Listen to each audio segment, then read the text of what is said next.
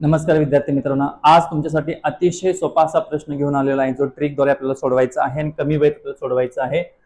चक्रवाढ व्याजाने एक रक्कम 5 वर्षात 3 पट होते, तर ती 27 पट होण्यास आपल्याला किती वर्ष लागतील।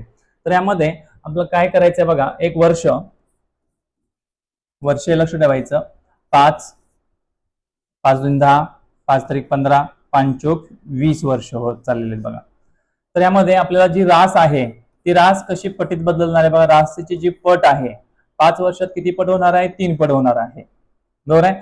तर आपल्याला आणि 10 वर्ष झाले, 5 चे दुप्पट, 3 त्रिक इथं काय होणार आहे, इथं 3 पट आणि 3 पट वाढणार, लक्ष ठेवायचे। 3 × 3 3 पट वाढलेले आहे, इथं आपलं दुप्पट होत चाललेलं, लक्ष ठेवायचं।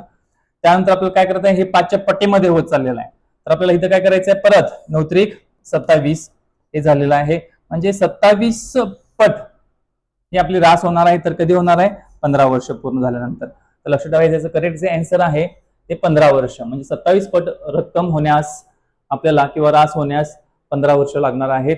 अतिशय सोप्या पद्धतीने तुम्हाला मी सांगितलेलं आहे।